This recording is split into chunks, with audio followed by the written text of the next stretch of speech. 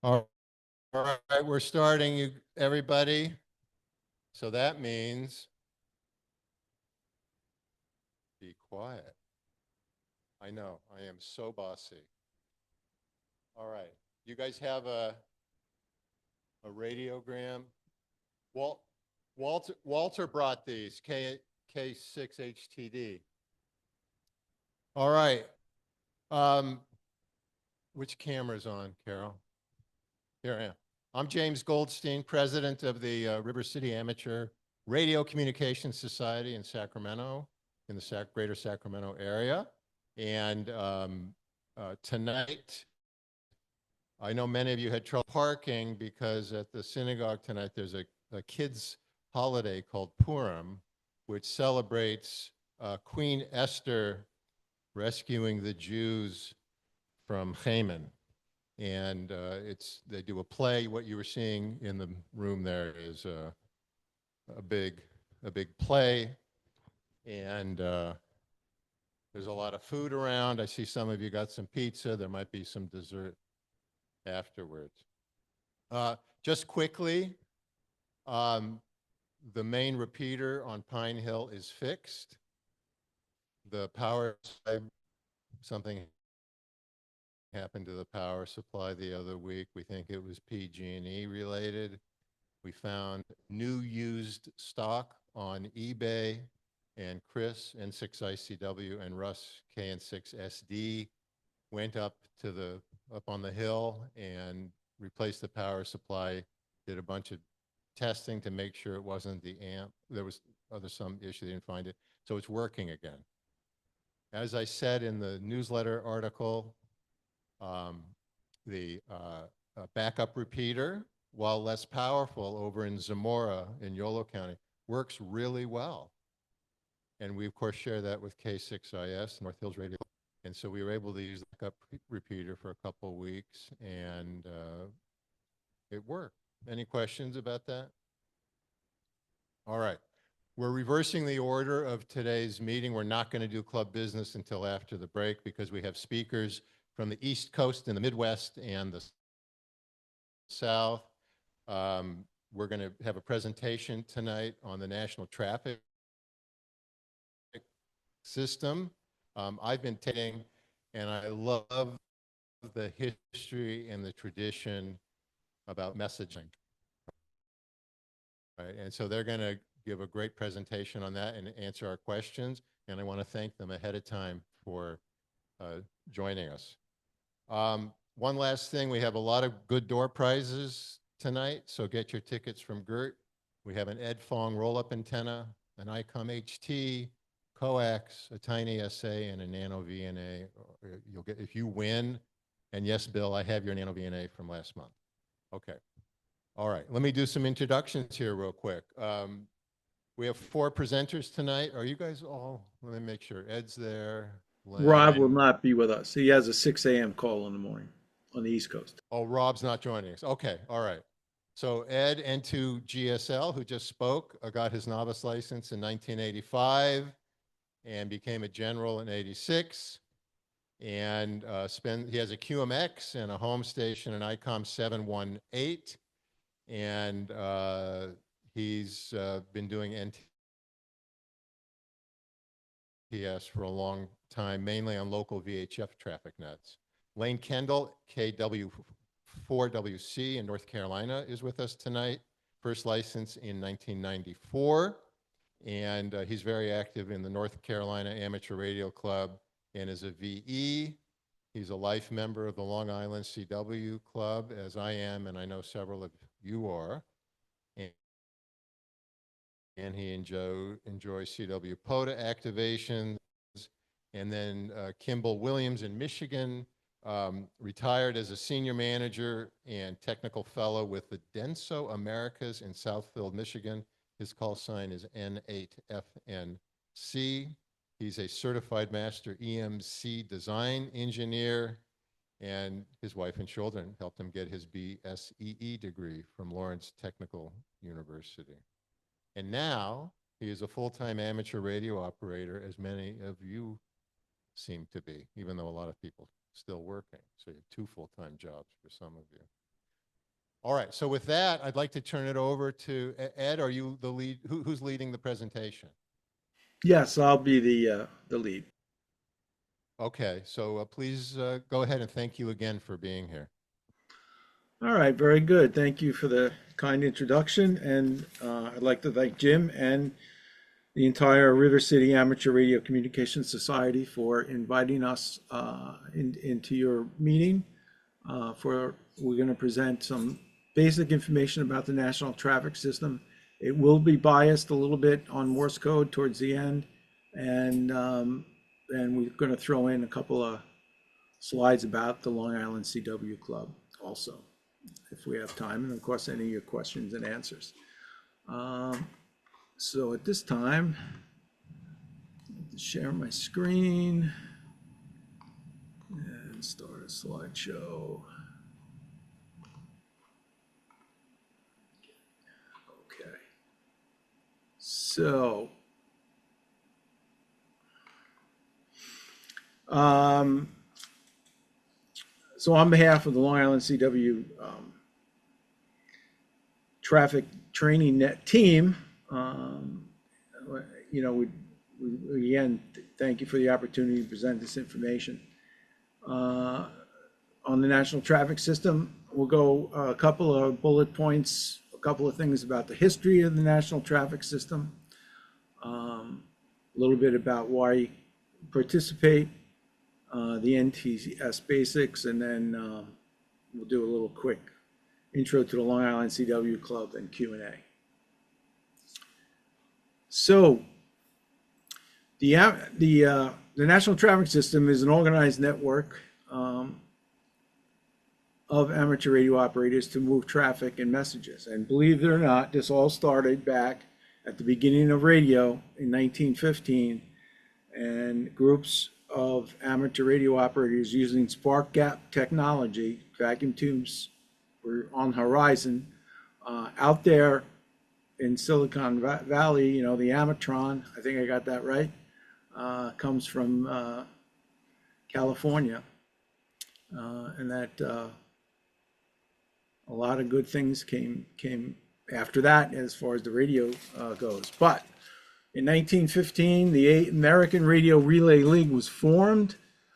Trunk lines of dedicated operators a couple hundred miles apart, because spark gap didn't get too far and they didn't know anything. If the tone that everybody should be familiar with is 200 meters and down, meaning they had no idea about 20 meters and 15 meters and bouncing signals off the ionosphere.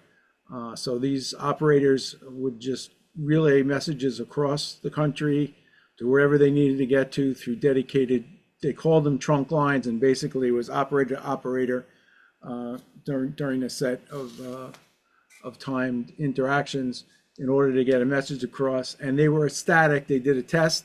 They got a message to go out to California and come back to the East Coast in 2 weeks, and they were static. And so that was the benchmark that we've been going up against and improving with technology throughout the history of amateur radio.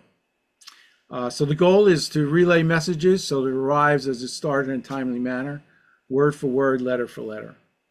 The National Traffic System is basically set up for the United States and Canada, but we do support global traffic dependent on amateur radio reciprocity agreements. If you have a true third-party piece of message, in other words, it's not going to another ham in another country.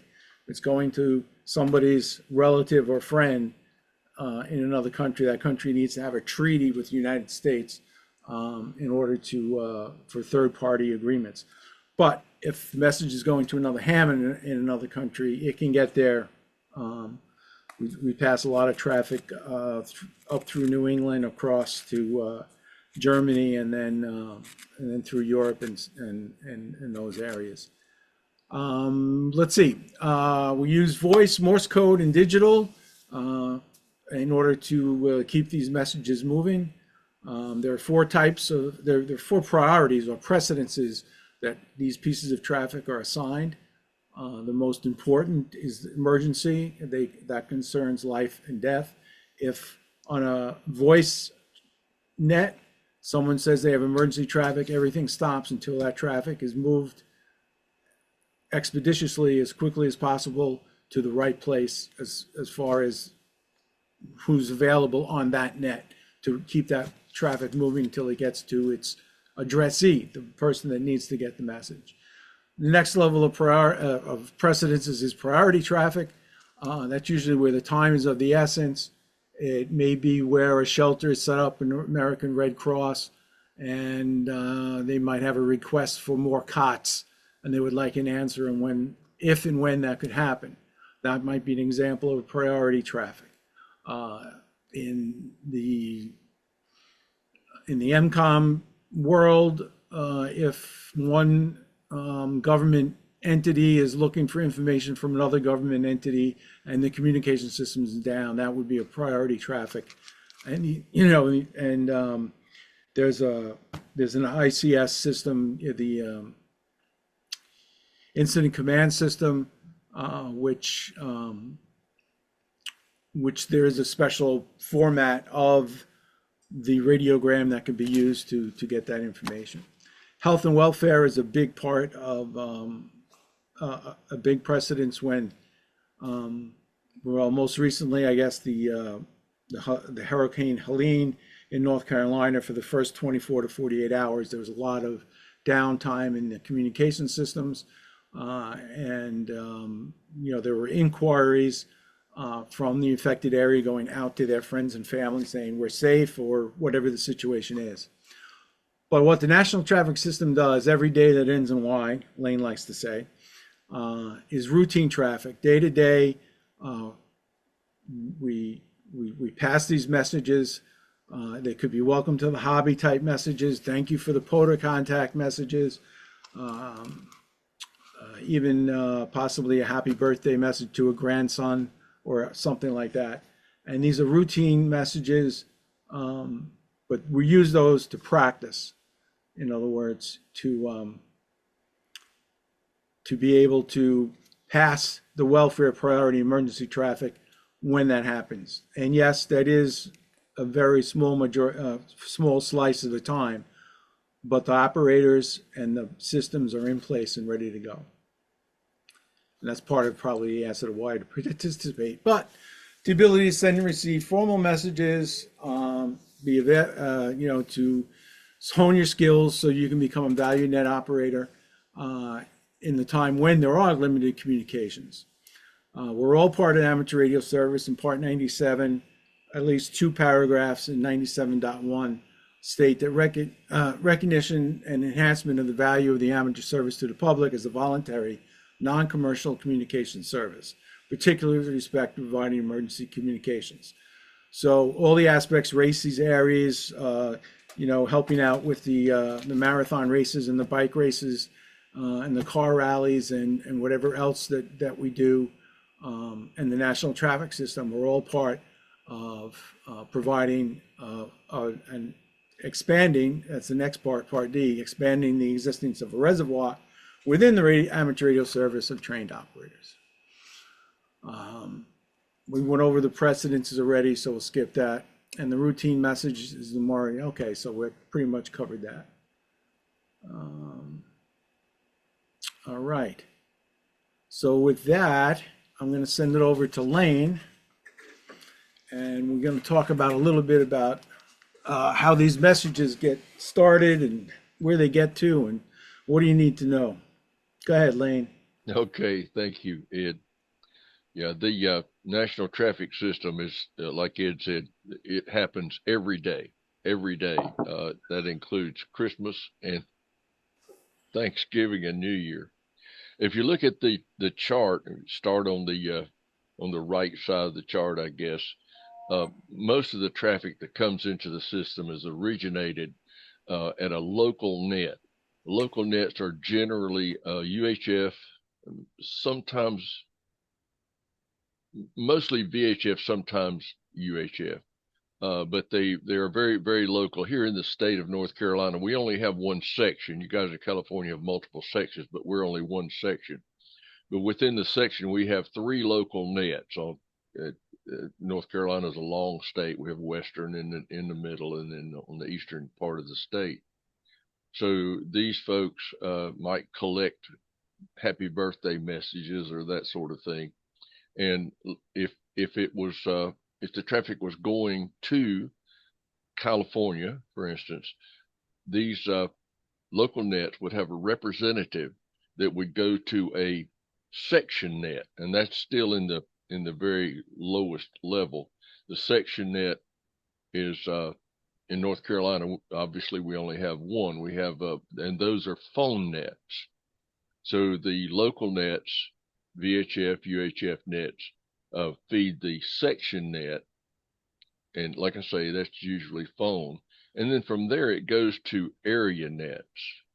Like it's I'm sorry, it goes to regional nets. So Ed would be in the second region. North Carolina is in the fourth region. I'm sure you guys know what region that you'd be in. It roughly follows the call sign numbers, but not exactly. So this traffic still gets relayed from one net to another, from one representative to another. We have representatives at the section net that go to the fourth region, both phone and CW. The phone nets are held in the afternoon, and the CW nets are held late in the evening. And the traffic, if it needs to go, for instance, go all the way to California, it would go to the regional net, which in my case would be fourth region, and then the area net, which would be eastern area, and then it would go across to the central net, and then over to the Pacific net, and back to the regional nets on the Pacific side, and then finally it would go back down to the section net, and then to a local net. So a lot of action really happens at the local level. So if you're interested in getting involved in the national traffic system, I would highly recommend a local net, a VHF net. They're usually, well, they're all really fairly casual, but you do have to remember that they are considered formal nets, which means that only the net control operator is the only one who guides the traffic. In other words, he doesn't take general comments. He will call on you, and you will answer, and that's the only way to keep order in it. But it's a fascinating process. Now, I personally, I don't usually participate in a VHF net because at the time I started this, which was I became an official relay station in 2013. So I've been doing it for some time now. When I started, there was no local net that I could get into from where I live, so I just jumped into the section net and went from there. I'm also a digital operator, and Ed will probably go over that kind of thing in a few moments. I also participate in several CW nets, which is my favorite activity. And like I say, it doesn't make any difference whether the traffic is going by phone or by CW. It could start at a phone net, and it could go in by CW, or it could go digital. It doesn't make any difference how it goes across. It's all exactly the same. The form that you're looking at, the radiogram, is the key to the whole thing. It is what keeps everything accurate, and it's very important that it go from one coast to the other, letter for letter and word for word. And I know a lot of folks enjoy high-speed CW. I don't do high-speed CW because if you're doing a contest or something and you're copying call signs, well, that's fine. You might be able to do that at 30 words a minute, but try copying everything on this radiogram at 30 words a minute. It's a completely different story. You have to get it right. You can't, it's not getting the gist, it's getting everything exactly right. So that's kind of the way traffic flows across the country. And that's about all I can tell you about it, unless there are some questions. Any questions on that? Lane, there was this gap between the eastern area and further west, and there was something there called the TCC. What is that? Yeah, the TCC is the Transcontinental Core, and I think a lot of the traffic goes digital between the large regions, but actually that would be areas. A lot of it goes digital, but before the days of digital, it all went CW. It was CW basically between operators, like Ed mentioned a while ago, that operator would just have a schedule with another operator. Traffic does not have to move in a net. It can go at any time as long as it goes RF. That's the only rule. It has to go by RF. The internet is not part of the picture because it could go down. Lane, but the TCC was the TCC. Lane, when you say digital, Yeah, go ahead. Lane, yeah, this is James. You say digital. Can you be specific? What kind of digital modes are you referring to? Oh yeah. Well, up until about a year and a half ago, it was PACTOR, airmail, PACTOR protocol. Now that WinLink is available, which is great because PACTOR modems were extremely expensive. It's typically WinLink, but it's not the WinLink that you would normally use to send an email. You would check into a mailbox operation. Like in North Carolina, we have a single MBO. Actually, it's the 4th region MBO, and you have to check into that particular machine, and then from there it makes the journey across. In other words, the digital system runs all the time, which makes it very, very efficient. But to answer your question, James, WinLink is what is generally used now.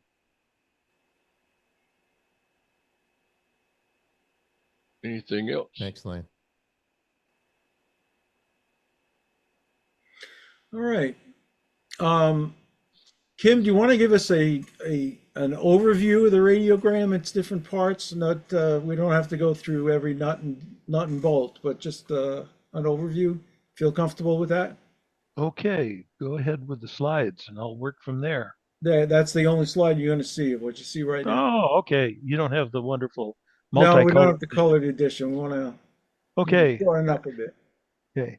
Let me reiterate something I mentioned at the beginning. I think before we actually presented this or began to present this, this basic format was designed right around 1915, and it's worked so well that it's stayed the same ever since. It's broken down into 3 main parts. The upper part, where you see the number, the preference, the station of origin, check, all that top line is called the preamble. And it's like the part of the message that makes sure that everything is set to get where it needs to go. And then below that, there's a little section there where the address for the physical address where the final result needs to wind up. Below that are 5 lines, and you notice each one's got a underline to place a word on. So there's one word at each one of those lines. There's 5 across and 5 up and down, so it's 25. Normally, you can say just about anything you need to say in 25 words or less. And it actually can go longer than that. But most of the radiograms that are sent are held to that. The last item down near the bottom is the signature. And that says where it came from or something else. When I'm sending things to my great-grandchildren, usually it's Grandpa Kim down at the very bottom. But if we look at that top line again, notice the number. That's unique, and it's unique to every amateur. Yeah, that one. Yeah, that one. That's the number of the radiogram. That will not change. In fact, nothing in this radiogram changes from its origin to its final destination. But that number allows people to use and say, if I needed to get back with K8AMH and find out what he had really intended, and perhaps something got changed along the way, he would refer back to that number because that's the only number that refers to him in that period of time. Next to that number is the letter R. And remember, Ed showed us 4 different categories: emergency, priority. Come on, Ed. What's the next one? Health and welfare. Thank you. And routine. And that R says that this is routine. In other words, this is not a supercritical message, but it's one that needs to be run through the system. And as Lane is used to saying, it helps keeps the gears greased so that when an emergency or a priority comes through, it has handled exactly the same way all of these routine messages are held. Then, of course, the call sign of the station of origin. Next to that is a check. Now, that check is very important because those of you who deal with digital communication understand what no, I'm sorry, my brain is getting old and I'm forgetting terms here. But usually, a checksum. If you've got a digital communication system, you always send a checksum with the message. And if the checksum doesn't come out right, you find out why before you accept the message. That checksum, that check there looks down at how many words are in the message below. And because it's 5 on each line, it's very easy to see. I've got 2 lines of 5, that's 10, and 2 more, that's 12. Aha! I match with the check, so that's fine. Okay, where did this start? Dallas, Texas? Time filed is used only in extreme circumstances, but the date filed is the date of that year, and it's always 3 letters for the month, and then the 2 days or 1 or 2 days for where you are in the month. And by the way, the time and the date are universal coordinated time. So keep in mind that this is the date that it was in Greenwich, England at the time this was sent. Okay, we look at the address. It's very straightforward, usually a name, a street, hometown, and often a phone number. Occasionally an email, but we sort of feel that's kind of cheating. Really, you'd like to talk to the person personally and give them the message. Better yet is to walk up, knock on the door, and hand them a transcript of this message and convince them that amateur radio is a great thing and they ought to join in the hobby. Okay. Now, you look at the message, it's very straightforward, no confusing there, except you notice it's got an X in there and a 7-3. Probably somebody who's not an amateur radio operator will not understand what the X means and the 73. So you need to translate this for him, convert it to standard English, and take it from there. And of course, the signature at the end, that's usually something very personal. Okay? Is that enough, Ed? Yeah, that's good for now. Okay. We'll take some questions in a few minutes. I think the next thing here is I went and at the ARRL website, there's a net directory search tool. I used it. I found a couple of nets that look like they're in your area. The Sacramento Valley Traffic Net. If now these may be old information, I do have a net manager, and if you email him, you can get more information about a specific net. This information is, a list is obsolete as soon as you create it, so it is what it is. But supposedly daily at 9 p.m. at 146.85, whichever repeater that is in Sacramento Valley, there's a local VHF traffic net. And then there's a CW net at 3.533 daily at 7 p.m. And then at 9 p.m., and these are all local times in your area. I have a question mark after SlowNet because that's the way it was presented in the search. So the Northern California net, also a CW net at 9 p.m. at 3.533, maybe a training net. The California Traffic Net is a voice HF net on 80 meters of 3.906 daily at 6 p.m. Like I said, don't hold me to these. You need to find out more about them. Jim, how are we doing on time? Do we have any, what's our constraint? Yeah, you're good on time. Keep going, and then we'll have questions for you. Okay, good. I have a question for Carol, since she's the, what would you say her ARRL title was? Vice Director of the Pacific Division. So Oh, that the Pacific, includes the whole division. Okay. the whole division all the way to Guam. Yeah, all right. That never mind. I was looking, well, she might be able to help your group. I was looking for the section traffic manager for Sacramento Valley, and I didn't find it easily, but I didn't spend a lot of time on it. So that might be something that someone in your group should research and find out, because that person would be able to answer any questions about the national traffic system nets in your area, in real time. Yeah, okay, this is Carol. The section manager here, who's Jay Ballinger, November 6th, Sierra Alpha Charlie, has direct connections to our section traffic manager. And just contact the section manager and he'll get you through. Okay, very, very good. That's a good answer. Thank you, Carol. So I just want to do a quick intro to the LICW Club. I think it's like 2 slides.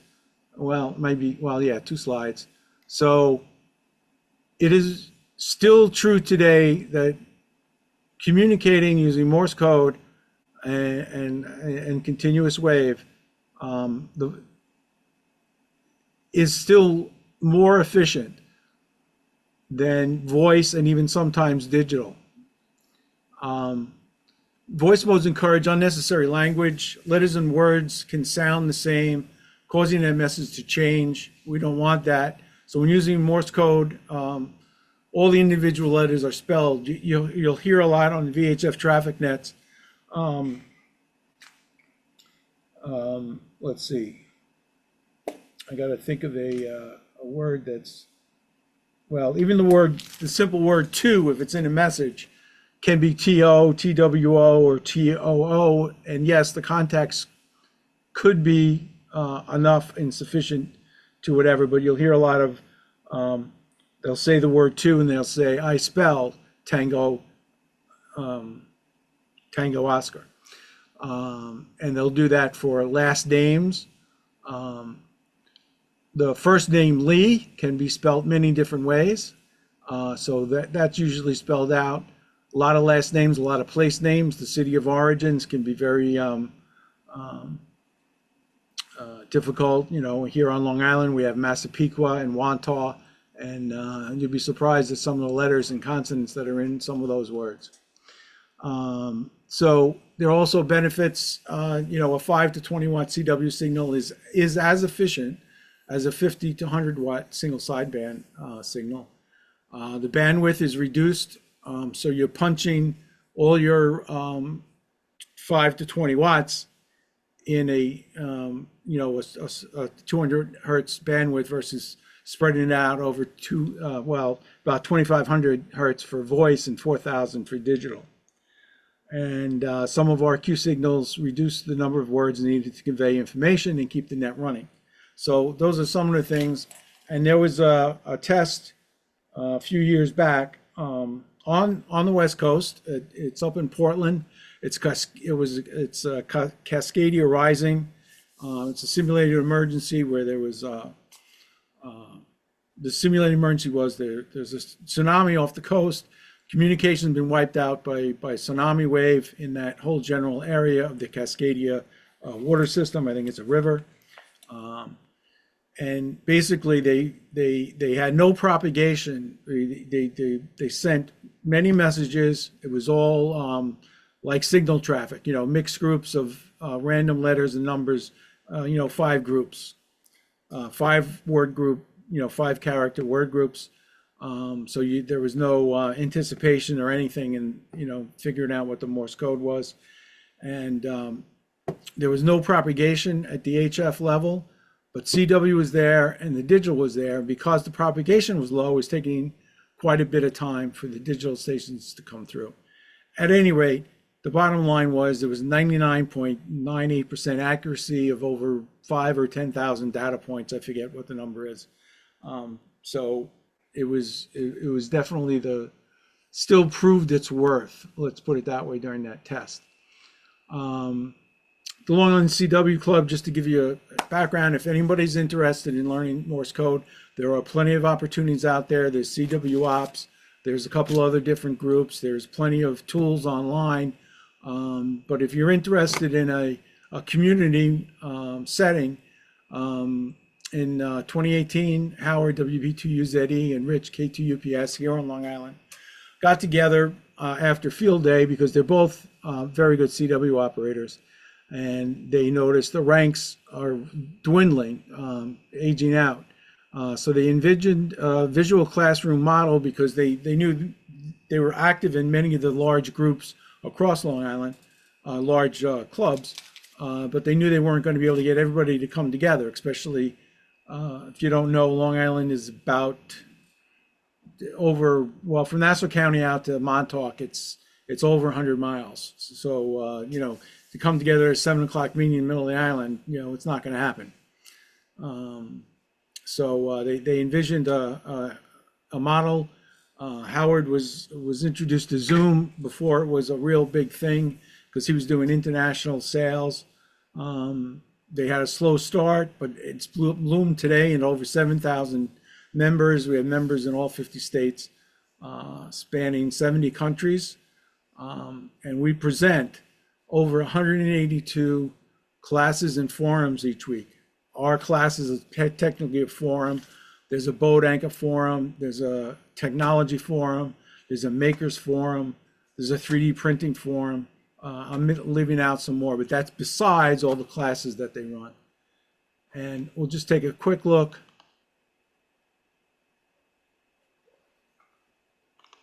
At the website.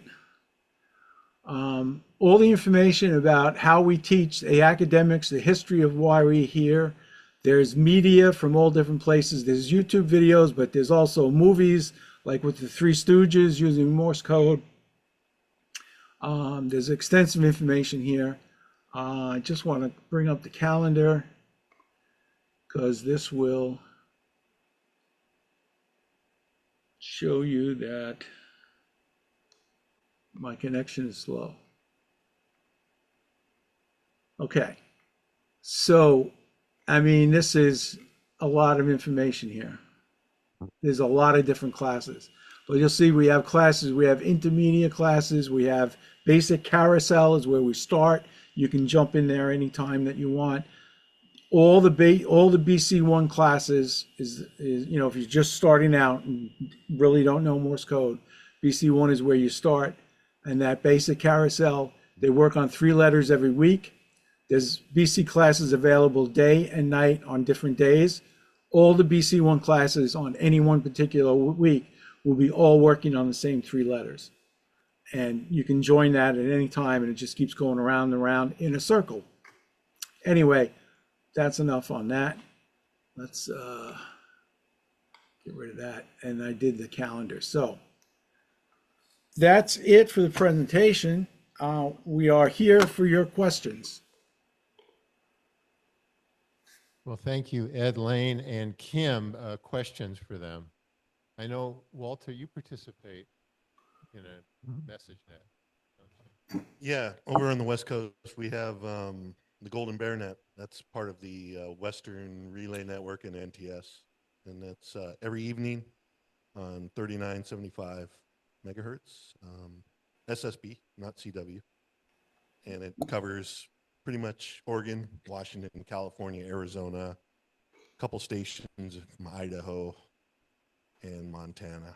So, and handle routine traffic all the time and have handled other traffic when they're like welfare check. We have done a few welfare checks in the last couple of years of traffic getting over the West Coast from, I believe, the hurricanes and some other incidents that happened over in the East Coast. So Yeah, it's been in operation since before World War II, the Golden Bear Net. So Good history. Excellent. Thanks, Thank you. Walter. Ed, Kim, and Lane, you mentioned slow CW. Can one of you explain what you mean when we're talking about slow? I mean, we talk like, no, I'm kidding. Slow CW, basically, it's a training net. All the training nets operate between 10 and 12 words per minute, maybe 13. Maybe some of the operators might check in a little bit faster than the net control station. But the idea of a slow speed net is for training. It's actually a training net. They should all be called training nets, but we all go down the thing of slow speed versus fast speed. That's what I mean by slow speed. And they're all low. They're kind of they're not all local nets, but they are places to come and learn. Someone who checks into a slow net for the first time, they might be asked their name and location, but they'll probably get an email as long as they can find it for you, inviting you to participate in that, asking you, what your capabilities are, if you're ready to take a training message or traffic or something. And there are slow speed nets across the different parts of the country. Thanks, Ed. Other questions? Carol has a question. All right, we're going back to Carol.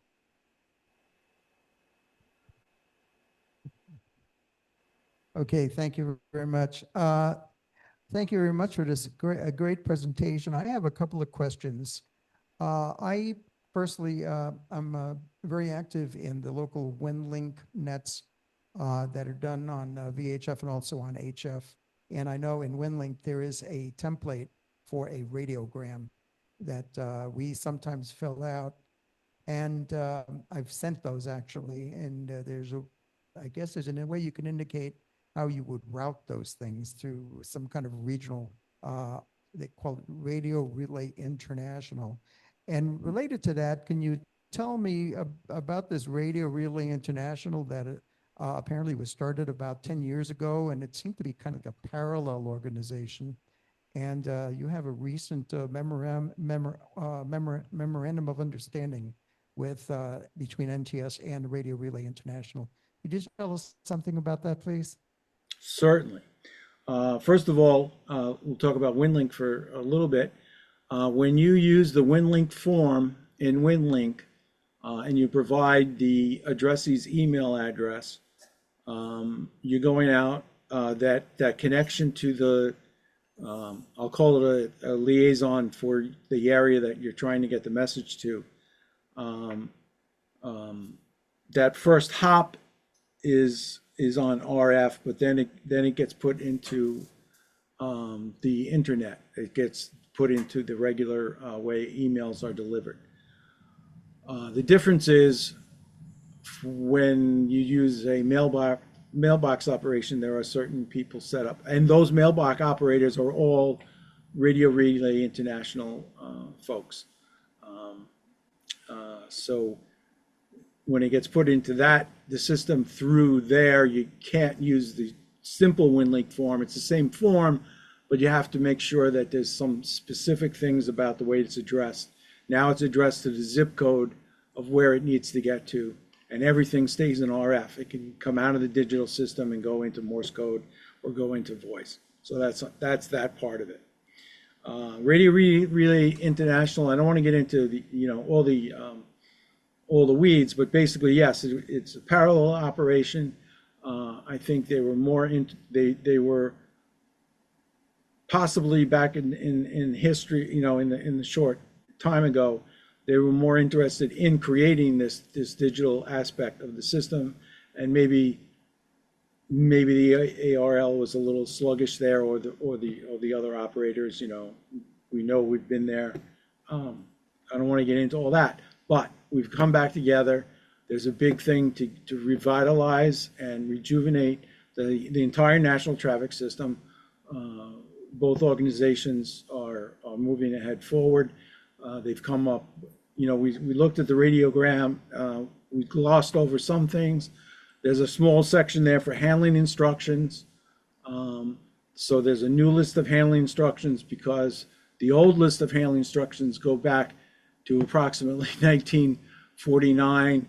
And when the telephone company was a monopoly and it cost a lot of money to call California from New York. I know some of us here know all about that. And when you wanted to say happy birthday to your grandson, that's one way to do it. That you get like a telegram in a few days, or it can be addressed to be delivered on the day of the birthday using those handling instructions. But some of the handling instructions are about, do not collect call, cannot, don't make a collect call. And nobody, there are people today who don't know what a collect call is and all that kind of stuff. So the handling instructions, and also there's a way to shorten your messages using numbered radio messages. And that list has also been expanded to be able to handle more health and welfare and emergency stuff, especially with the ICS 213, which is a standard format of a communication between entities in the incident command system. So all these things have been worked together between the two groups, and there, like I said, there is a memorandum that's there. So that's what I know about it. Thank you, Ed. That's very interesting. Any other questions? Yep, we have a question, Bill. Yeah, thanks. My question is about the last top. It all makes sense how you get it. We're kind of to be, but are you off their house? How often do you deliver it in person versus like mail to the person? How's that last step get it to the person that's going to receive it happen usually? Okay, very good. That's an excellent question. I'm going to have Kim and Lane both chime in on that. We deem that the last mile. And Kim, why don't you give us your favorite way to deliver a message, and then Lane, you can do the what kind of normally happens. So Kim, take it first and pass it to Lane. Okay. My favorite way, I think I mentioned it when I was talking about the radiogram, is to take it as a message that you transcribe from ham speak into standard English, walk up to that person's door, knock on the door, and greet them. And you may discover that they're the next amateur radio enthusiast. They just don't know about it yet. And you have to convince them that it's a wonderful thing to do. Besides, it gets you a chance to meet your neighbors. Lane, you want to go from here? Yeah, thanks, Kim. Most of the time, the message is delivered by telephone, and that is problematic because if you've got a cell phone in your pocket, if some amateur radio operator calls you that you don't know, you're probably not going to answer the phone. In that case, he's probably going to leave you a message and try to get back to you. The other thing is that there's no such thing as a phone book anymore. So the best we can do when we send these messages out, we're pretty much blind. We can go on the internet, and most of the time you can find a phone number for someone. It may not be right, but you can find it. And that's why Ed mentioned a while ago that a lot of times an email address is sent along with the phone number. And sometimes that's the only way to get it done. But the understanding is that it would get to the general area that it's going before you would use the email address. So 100 years ago, you just had a telephone book and just looked them up, and that was that. Everybody's number was in the phone book unless they specifically didn't want it in there. So, like I said, this has been going on for a long time. A lot of history here. Thank you. Any other questions? All right. Well, Ed and Lane and Kim, we appreciate you staying up so late to present to us out here in California.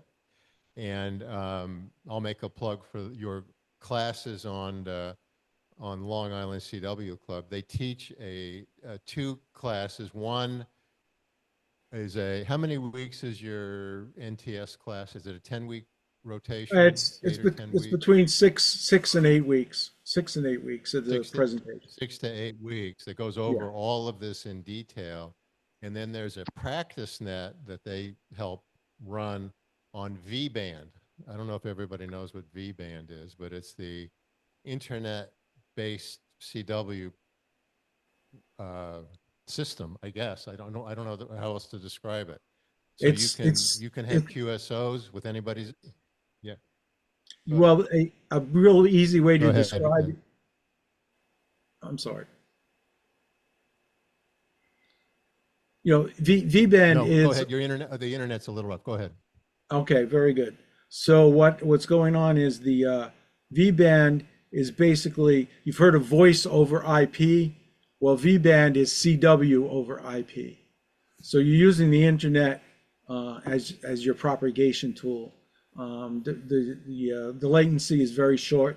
It's and multiple operators can work together, and there's people out there learning CW together, having conversations without having to worry about propagation and radio noise. That's it. And it works very, very well for what we use it for. Yeah, it's a great tool. All right, any other questions? We can let the gentleman get to bed. Yeah, Carol, go ahead. Yeah. there's this page that I'm sharing on there right now, which is the nts2.arrl.org. I wonder if you have any comments about this page. Yes, this is NTS 2.0. This is where the results are of the last 2 years of the ARRL looking into the national traffic system to try and bring it up in today's world. This is a good place to get a lot of different information.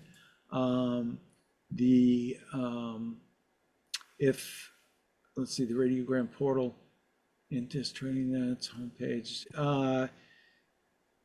This is a good place to start to look into all the different resources that are available out there for the national traffic system. Thank you very much. Yeah, Walter said there's a lot of training, promotional, special projects, a lot of resources here. All right. Yes, Any other? It's a go-to website for that. And we have the link on our page. All right. Any other questions before we let them go? All right. Well, Ed, Kim, and Lane, thank you so much for preparing the talk and for being here tonight. And I'll hope to see you in class next week. And Denise, VA7YE from British Columbia, one of your students is here, and a recently crowned, Denise, what did you just get at CW Ops? What was it? Oh, I just became CW Ops member this week. Yeah. Congratulations. Great. Fantastic. It was hard. Well done. I think she had to it was hard, yes. Congratulations. Thank you. All right. Any other comments or questions? All right. Thanks, everybody.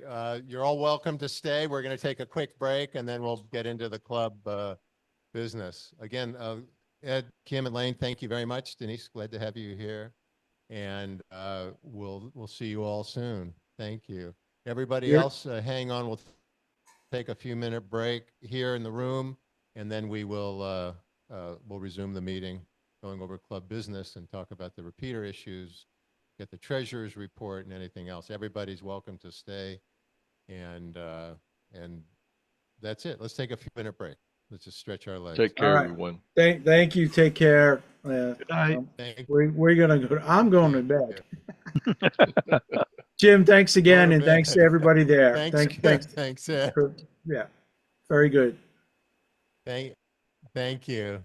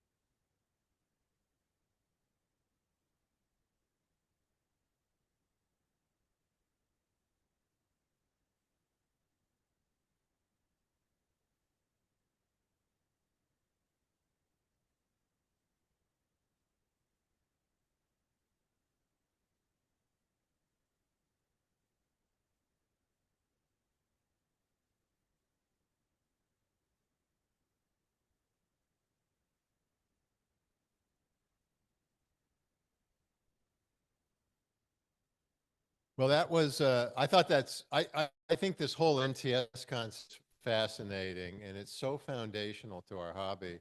And we've pretty much not paid attention to it. I could see N6SAC working it into Aries somehow if we got us. I'm looking at Chuck because he's in Aries. Several of you are in Sac County Aries. I mean, I just think it's fascinating. There's more activity, as I understand it, in the southeast and east than there is in California, but I'm glad Walter's participating in the Golden Bear Net. Bill is doing Golden Bear Net.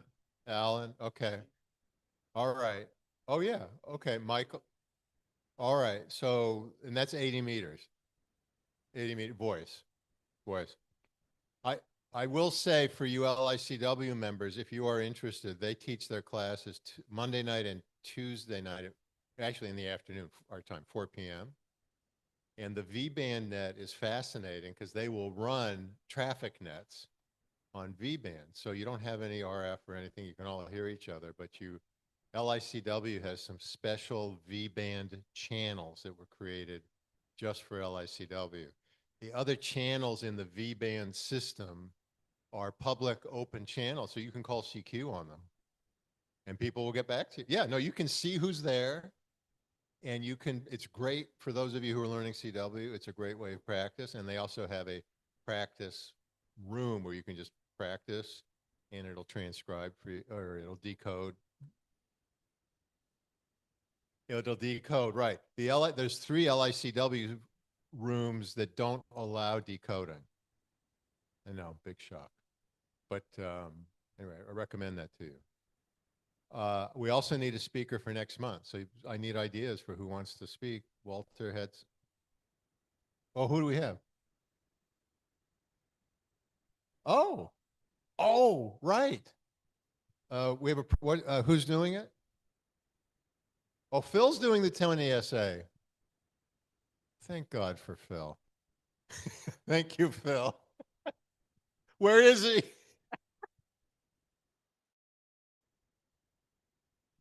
Bring your equipment to test. You want people to bring equipment for testing next month?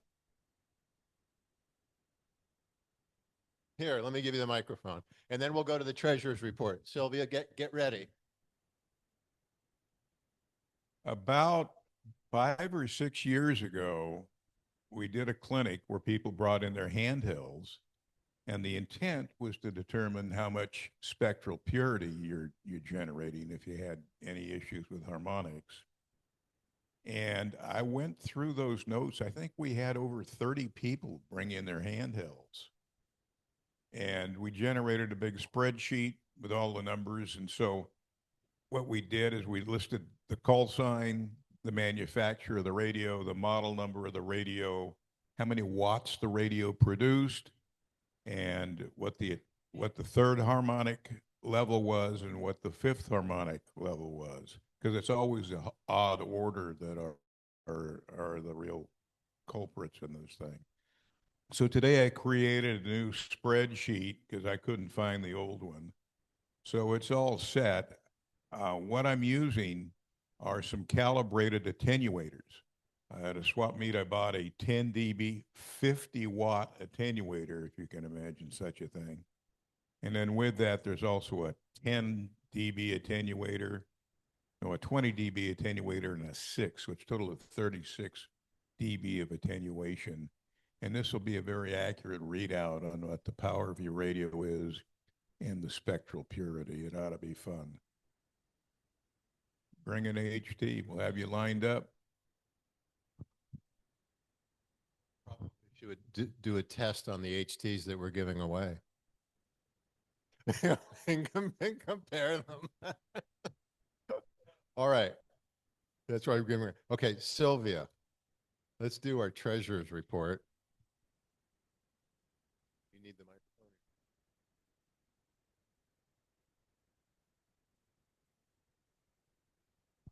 microphone. While Sylvia's getting ready, any questions about the fixed repeater? You guys, when you can, get on the air.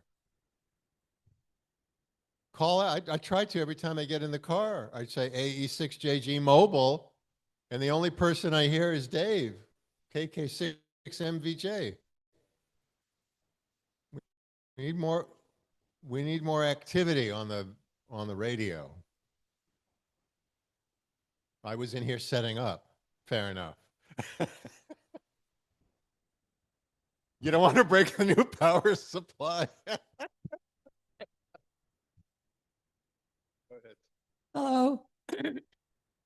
So we have one new member last month, Paul Lindsay, KO6GYA. Is he here? And we have a brand new member from this evening, Doug Snell, KK6IPK. So you can all say Welcome. hi to Doug. Thanks for being here. So he just walked in and like 20 bucks down and joined. So welcome. He's been out to our field day before and checked us out there.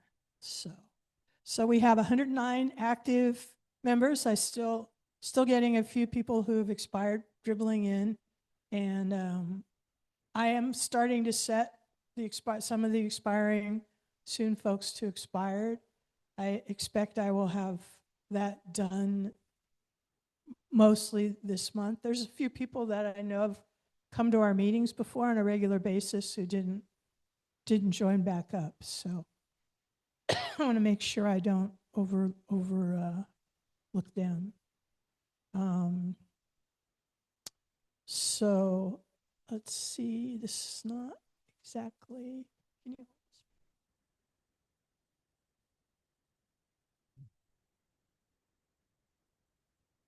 All right, that's better. So the Treasury report, thanks to Lawrence Upjohn and Dave Minke for your continued support of the repeater system. They do regular monthly financial contributions to that.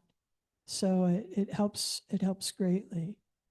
We have a total of $10,751 in the bank as of this morning. There's still about $750 in outstanding checks. So the general fund is at about $6,000 and the repeater fund is about $4,000. The repair on the repeater, the new power supply, will be 400-ish. I'm thinking. You don't have that in here yet, right? We don't have a bill. I have it. I have the bill. We signed the check, and I will get in touch with who's it, Alan, Chris, and see how he if I should just mail it to him or what. There's still 2 outstanding checks, Carol, and the check has been delivered to the congregation. So I just delivered it tonight, so they'll cash it. Yeah. So the cost for the repeater power supply replacement was $331. So there's there's also a list here of the PayPal accounts. We had a few members renew, and there's actually a couple came in after the money was transferred too. They're on the new member list, but they don't show up in the accounting sheet. So, and then the credit union is up to date as of this morning. So we spent about $380 on door prizes, and that should last us maybe 6 months, and then $300 on the Google. So that's it, really. Anybody have any questions? All right, thanks. So the cost of the new equipment was just $331? Yes. Wow. All right. They're really good about hitting the used markets. Yeah. I So- think, Chris, they found new used, like old inventory. unused, I don't know if it was unused or not, I don't know, but but it was on eBay in Shingle Springs. Yeah. So he just went up and got it and tested it and yeah. they're always looking to see what's out there. So All right. Carol.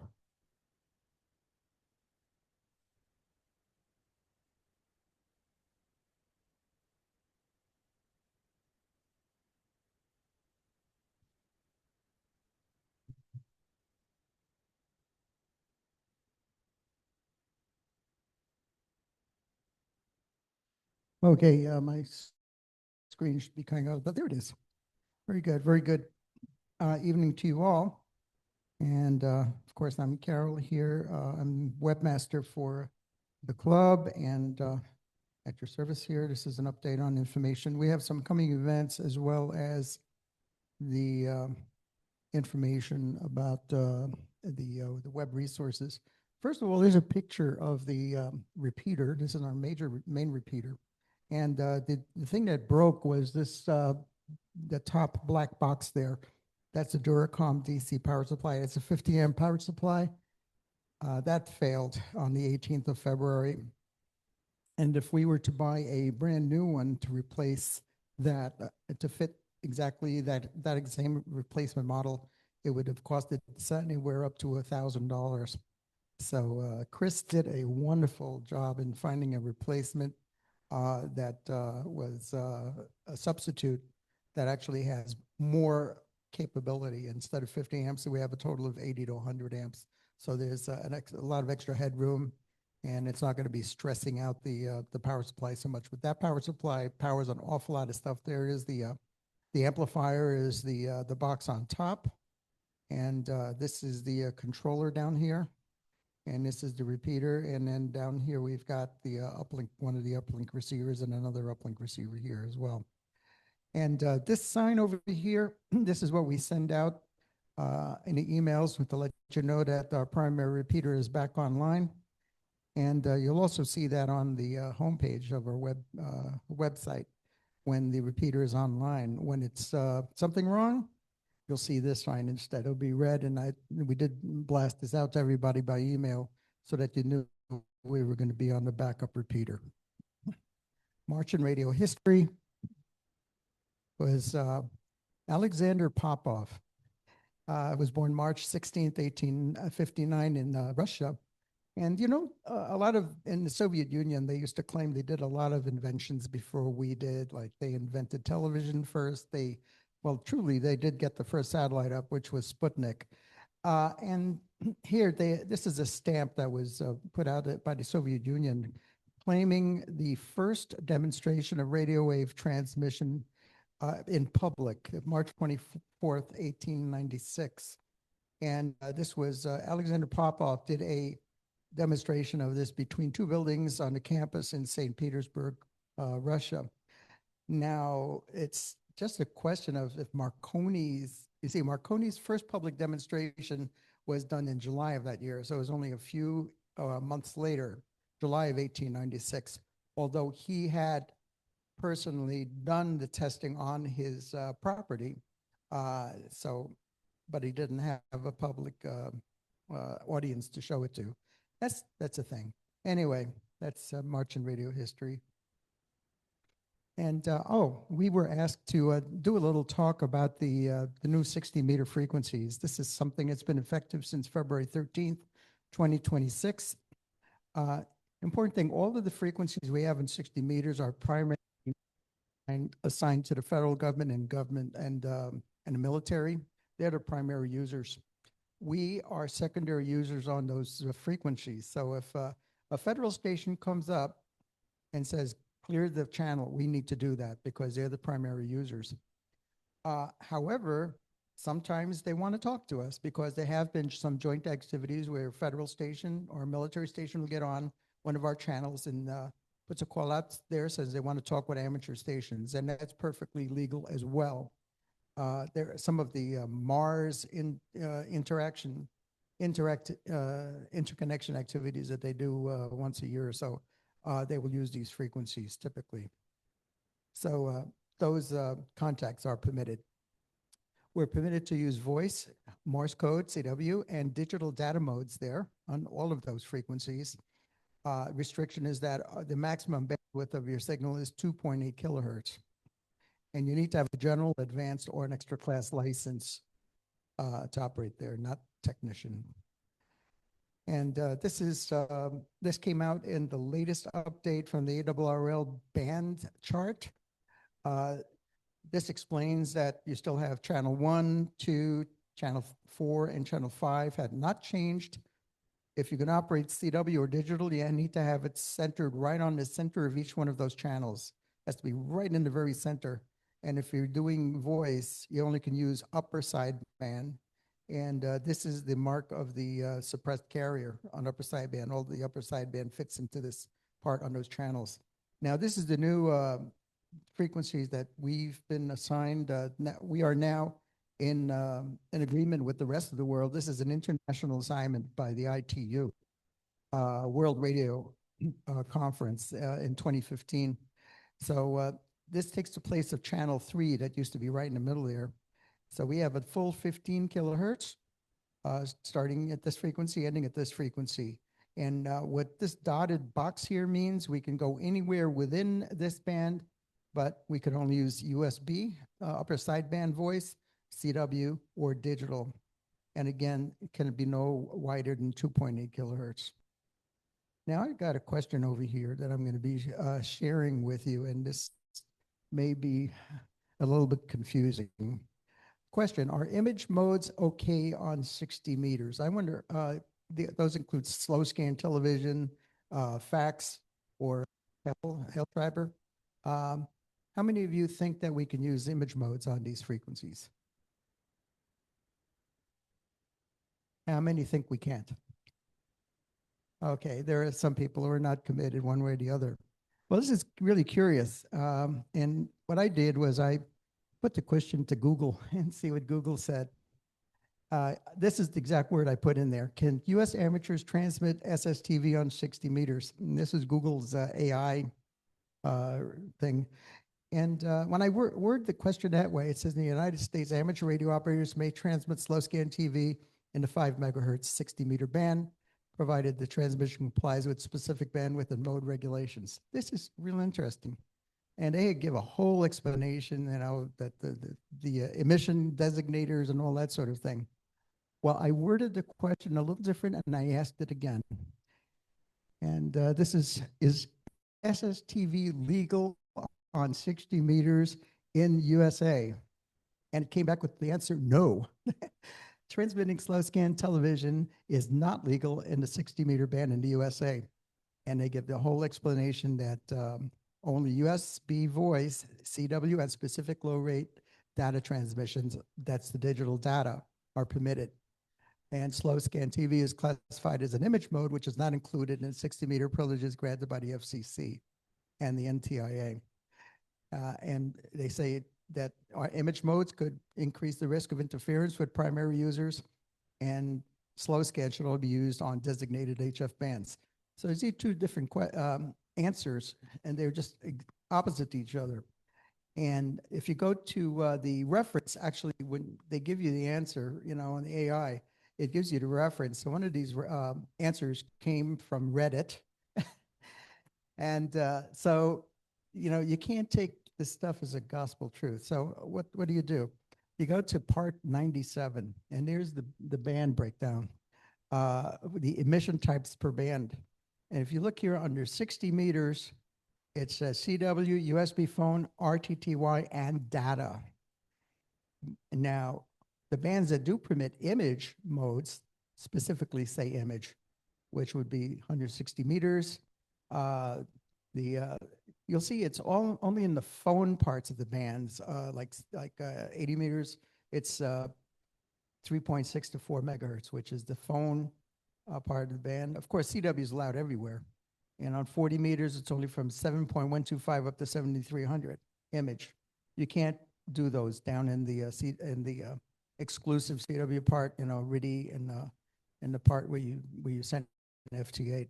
So I go by what Part 97 says. Be really careful when you get these answers. And oh, another reason why we use 60 meters. That we're talking about near vertical incident skywave, which is when you get these really close skywave signals that come down really close to your area, and long skip here. We use, for example, our nets that we have on Saturdays, the roundtable net, we're really counting on this NVIS, this near vertical incident skywave. And when during the daylight hours on 40 meters, you get a really high amount of ionization here in the F layers.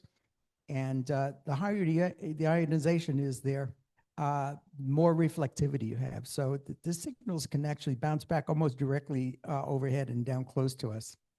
Now, sometimes when the solar activity is a little lower, the ionization isn't so thick up there, so the signals will tend not to bounce back so close. They have to be grazing at a longer distance. And when that happens, we say that the band is going long, and you have a long skip. Now, we've had some roundtable nets where we couldn't hear hardly anybody locally on NVIS. You would listen on your radio, you couldn't hear people talking, but if you went on one of the web SDRs, especially the one out in northern Utah, you could hear every one of us could talk to each other. Well, we'd have to listen. Well, 60 meters comes into play there because there's sometimes that, like we have some regional nets that are on 80 meters, and sometimes the propagation on 80 meters is no good because there's too much absorption in the D layer. And then if you go to 40 meters, trying to make that contact, the skip is too long. Well, 60 meters is right in the middle. And it'll provide you communication, dependable communications when you can't use either 80 or 40. 60 is there for that. And it requires a different antenna. I'm sure 40 meter end-fed halfway won't work on 60 meters, and end-fed halfway for 80 meters won't work either on 60 meters because it's not a harmonically related band. So you could try to force it with a tuner, but it's not going to be very efficient. So if you have some random wire that you're using a tuner on, that'll work okay. Or if you have a specific 60 meter antenna set up for it specifically, but it's good to be set up for that band. So any questions about 60 meters?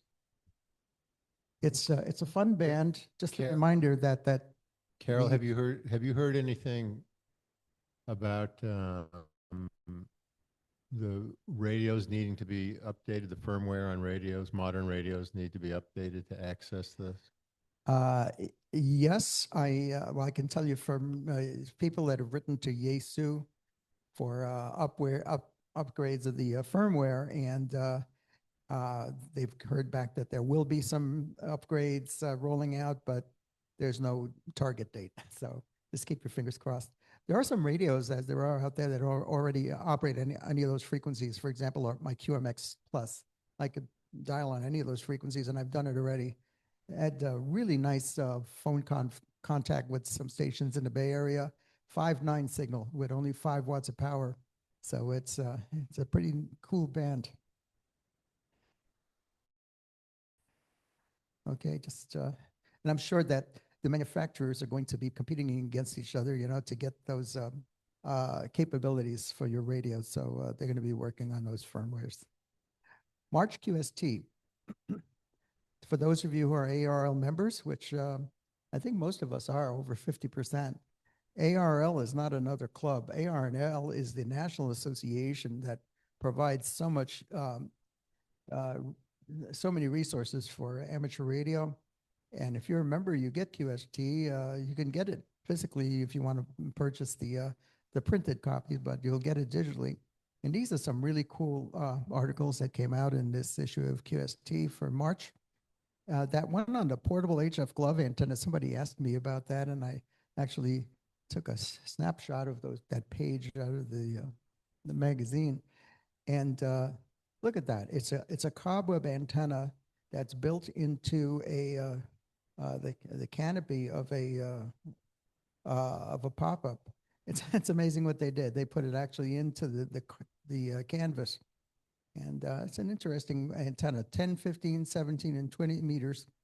And it's super stealth. Nobody knows that there's an antenna there. So that interesting. That's one of the articles. And there's a lot of other stuff there. There's a product review on the Elecraft AX3 whip antenna, a radio oddity HF antenna, and the mini radio receiver, the one that we saw at SI 4732. Really cool. Just a reminder also that America 250 worked all states is going strong all this year. It's an award that you can all apply for. And content March 7th and 8th, we have the ARRL International DX contest. So there's going to be a lot of activity on single sideband this weekend. Following weekend, we have the Idaho and Oklahoma QSO parties and the Wisconsin QSO party. March 21st to 22nd, we have the Virginia QSO party. And then another big contest is March 28th, 29th, CQ Worldwide WPX contest, single sideband. You can find all that information for those and many other smaller contests at that website, contestcalendar.com. Remember, Parks on the Air, we have our local, very active members here down at Parks on the Air, and they sure love to have some company come along if you're interested in joining them, activating the parks. Reminder, our website is n6na.org. We keep that updated.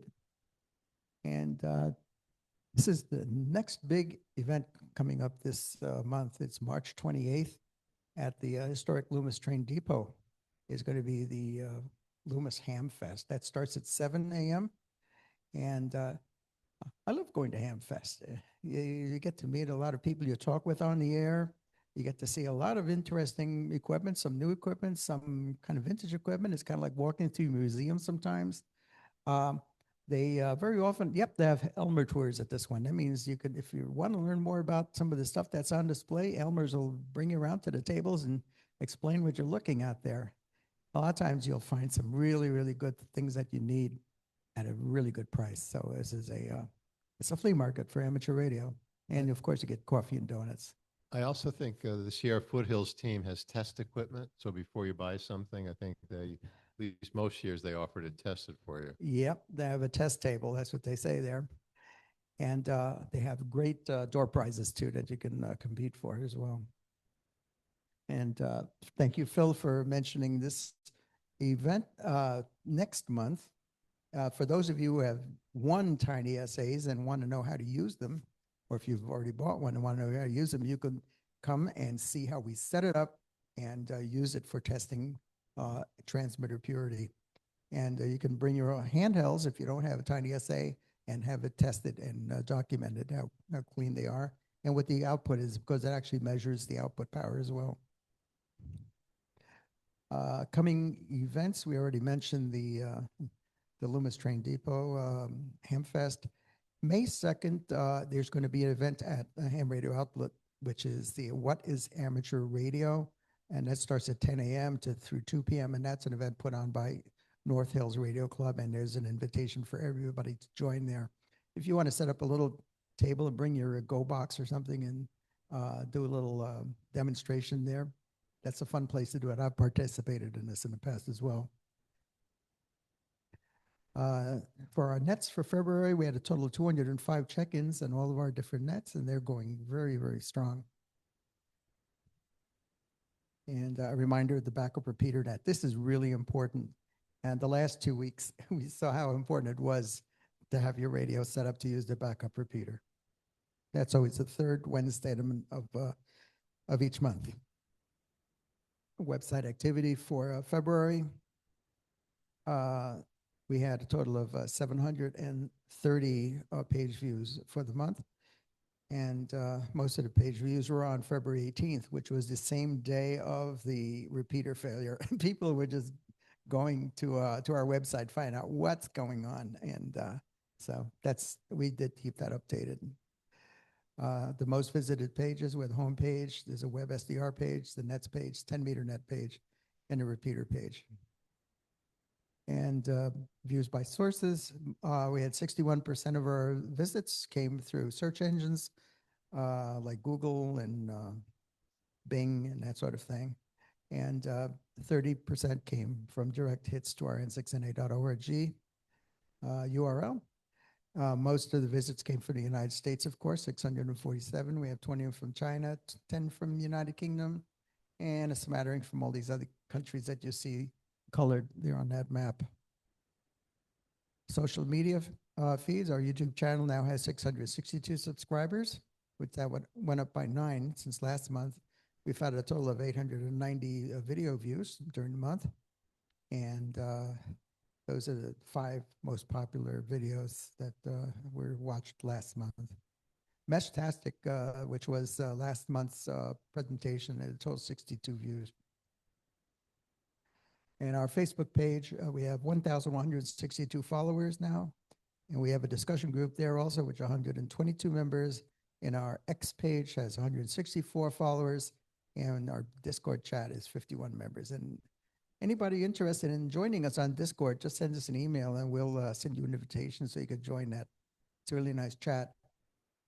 People check in every day and ask questions, and there's a lot of chatter going on there.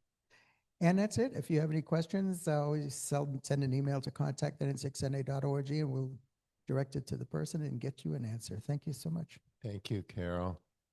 Your experience asking AI questions is something that I talked to my students about today at Sac State. I teach an environmental law and policy class, and they have a really hard midterm. And they want to use AI, but I keep telling them, you're not smart enough to use AI because you don't know how to frame the question and you don't know how to decipher the results. This is a challenge we're all going to have when we're going to rely on the youngsters to run our future, right? So it's very interesting to see a slight change in the order of a question or a word, and you get a completely different result. I always heard no, I think they just expect it. Professors ranting about the old days, card catalogs in the lobby of the library, which they've removed. All the card catalogs are gone.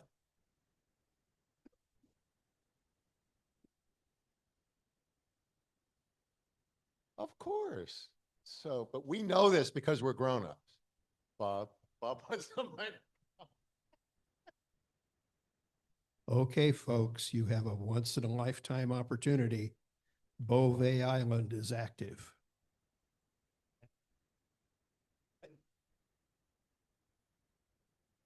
That's no problem for me, right? I could hear them with my very compromised station. And did I send you a picture of the band scope the other day? I'll see if you guys can see this. This was last night.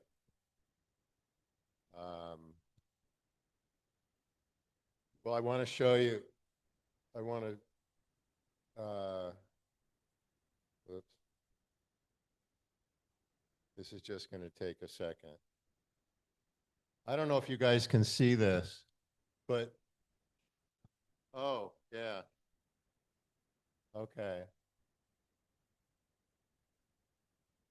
So those, let's see, is that, so the main signal's in the middle coming in from Beauvais. It's so light you can't really see it. And all the other stations, they're all calling for Beauvais Island on CW. I don't know what that spread is, 20 kilohertz? Yeah. So it went crazy last night. So so that's a pileup. That's a picture of a CW pileup. No, not yet. They're only using 5 watts. They're not using, no, they wouldn't use power to break through a pileup. No. Yeah. That might work. That might work it through. Okay. Yeah. Yeah, okay, there are people on online there that are not hearing the other side of the conversation. So James, maybe you want to repeat it when somebody makes a comment. All right. Who made the most valuable comment? Well, Neil made a comment. Bob. Who else? Any other comment? Use the microphone. Repeater. we need field day commitments. We have reserved, oh, did you talk to Sylvia about paying for Rio Linda? Okay. So we're committed to the same location for field day as last year. Bob reserved it. We need to pay them the $300. But we need commitments. Tom and Sylvia will be gone, so we don't have a chef built into field day. So Bob, for the moment, has involuntarily volunteered to be the lead, but we need some commitment. So if you are interested, I mean, I assume a lot of us will come and go, but we need to know, we need to have a sense of who's going to be there for how long, and we need probably a little bit of equipment and some food. The club has a good collection of equipment now, but we'll probably set up, 3 stations with the bandpass filters and stuff, but we need triplexer, which Phil fixed. Wait, what did you fix? The bandpass filter. Triplexer's ready to go. Filter, okay. Hold on.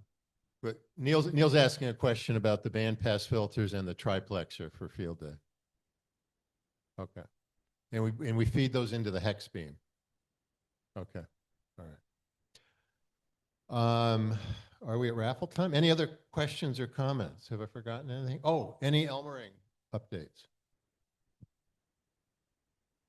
All quiet on the Elmering side, with one exception. When we went down to Wilton to get the items for Phil, Marie Martin indicated that she has a small antenna that she would like to be moved. That's the only activity that's pending right now. Walter is going to contact since he's closer to her, but it should be a very, very small task. Thank you very much for that. Walter and Alan do a lot of POTA together, and I think they're going to start charging admission for anybody who shows up and wants to work with them.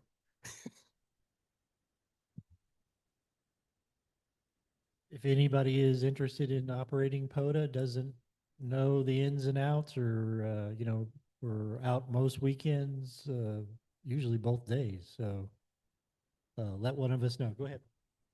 Yeah. Usually I like to operate after our second breakfast. It's over in Folsom, off of Sunrise. And so that Saturday after breakfast, the second breakfast, usually I go over to either Nimbus Flats or Black Miners Bar on the other side of the river and operate. So if anybody wants to do that, that's a good time to jump in and check it out since it's so close. Also, I think because Alan's sitting there, Alan is president of the North Hills Radio Club, and we're doing joint breakfasts together. It gives us kind of an economy of scale, and we have I would say I don't know how many members are members of multiple clubs, but that's very typical, and it's nice to have that. Any other comments? Tony, do you have a question? Yeah. Go ahead. Okay, the Samuel F. Morse Amateur Radio Club is starting an in-person Morse code course. It's going to start on April 20th, and it's going to go for 9 months, and it's going to be in person. So those 9 weeks, 9 weeks, and there's 9 classes. So it's 9 weeks consecutive. And if anybody's interested in joining up there, it's a great opportunity to do it in person. And there's information at w6sfm.org. Starting from scratch, it's a beginner's course. What day? And it'd be good if somebody wants to get a refresher on the beginning. If somebody's. What day of the week? It's a Monday. And it's in Fair Oaks? It's going to be it's going to be in Fair Oaks. It's going to be at their new meeting place, which is a church right off San Juan Avenue there, the Baptist church. Do you need equipment? Do you know? They'll actually provide you an oscillator. Now, if you have your own oscillator, you could bring that, and you'll get a discount on the cost of the course as well. So That's great. Look into that. The maximum size of class is going to be 10. Okay, So right now we have, I believe, 2 people already signed up for it. very good. You could do that online. And are there any show and tells? That's another question, huh? Do we have any show and tells Well, for today? yes, but let me make a plug for my class. Sure, go ahead. So this is a shameless plug for my CW class, which is Friday afternoons at 3 p.m. on Zoom. I have several students here, and Carol almost always shows up in the second hour. And Alan is one of my best and most favorite students, best and favorite.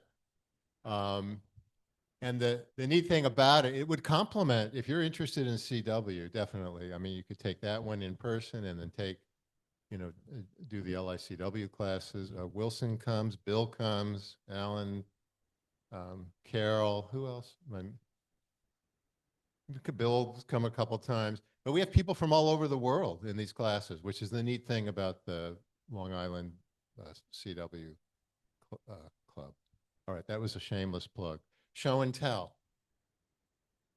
Anybody have anything for show and tell? Why don't you show your teeny little radio? This is a Baofeng Mini. They just came out. It's a dual band radio. It's got FM. It has weather channels too. So it's not how's it work? It works very well. It's also clean. The radio's been tested across the board, so it's clean. And it's the most important thing is it's cute. It is 5. All right. So Tani, when you get your license, that's a perfect radio. Alan will get you one. All right, let's do the raffle. Let me remind you of the prizes, and then Gert's got the container. Okay. So we have our ICOM V80. Yes, we need a plug. The Nano VNA. Look, Nano VNA. And Bill picked up the Nano VNA that he won last month. He picked it up. A tiny spectrum analyzer. So maybe if you get your ticket called today, you get one of those, and Phil will show you how to use it. This is called coax. Yes. Yes, 40 feet. Yes. And new to the stable is an Ed Fong VHF UHF roll-up antenna. All right, Gert, take it away. Let me give you the microphone. And I understand there's a newbie in the house, or a guest work. Guests and newbies always get to draw. So you get to do the honors.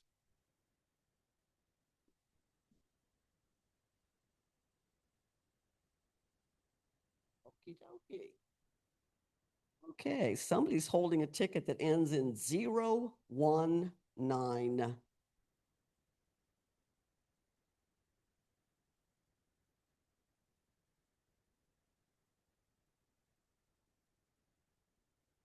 Zero, 1, 9. Oh, we have a winner. Yes. Thank you for your services. All right. Come up and get your prize. What are you going to go for? All right. Well, Decisions. this is a good. You have good choices here. That's the Nano VNA.